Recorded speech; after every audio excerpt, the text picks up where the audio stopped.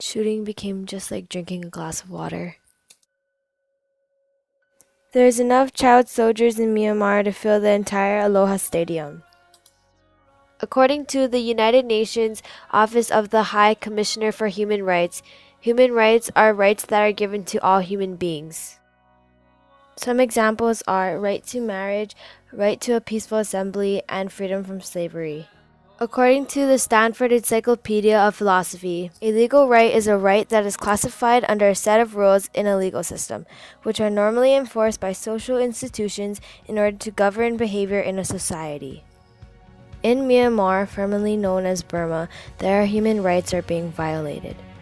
According to Ruth Constantine's Explaining Child Soldiering in Contemporary Burma, child soldiering is caused from the lack of social infrastructure, a refrain on cultural elements, and a poor support for large numbers of displaced civilians.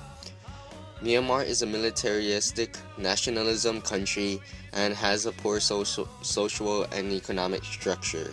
Myanmar was once controlled by the British, but later gained independence on January 4, 1948. A military general, U Ne Win, took over prime minister duties from UNU in 1958 in order to recover the country from ethnic insurgencies and government stability.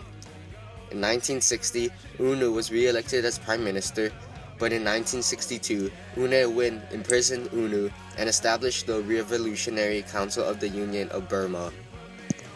Its members were drawn from Aramid forces. During U Ne Win's reign, he created militaristic nationalism. U Ne Win jailed opponents of his Burmese Socialist Program Party. He expelled foreign entrepreneurs and cut off contact with the outside world. According to the New York Times foreign correspondent Tillman Durden, U Ne Win mostly organized rather than developed the party. According to Tillman Durden, U Ne Win's reign turned Myanmar into one of the poorest nations, sparking whole-spread government corruption and civil unrest.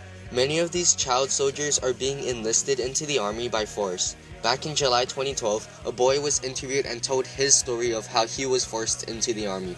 He told interviewers, quote, "I was walking into town to get petrol, and a man offered to help me out and give me a meal.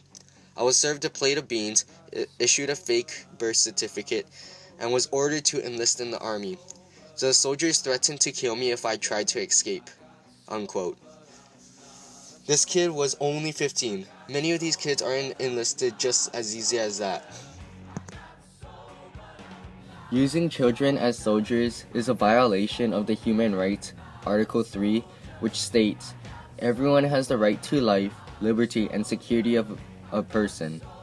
In the next clip, it would show how the person has no say to his next destination and is rather forced into his chosen destination. According to CNN's article, The Fight to Free Myanmar's Child Soldiers, children as young as 6 years old are kidnapped from their homes and are given fake birth certificates.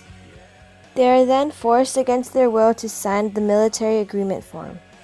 If they do not agree, they will be killed. According to Child Soldiers International, if the use of child soldiers is not banned, then more boys' and girls' lives will be at risk. More children will be kidnapped and held against their will to perform frontline duties, such as spies, suicide bombers, or human shields. Girls and boys would also be used for sexual purposes by armed forces or groups. By banning the use of child soldiers, we can ensure their well-being and protect their rights as children.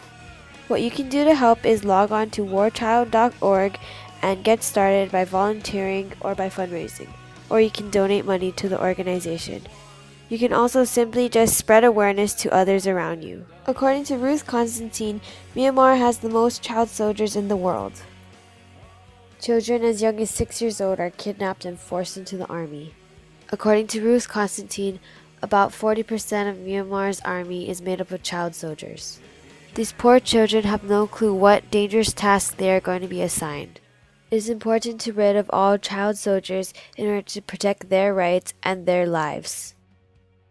Child soldiers, they're just some words that don't belong together. Please help to get children out of army uniforms and into schools.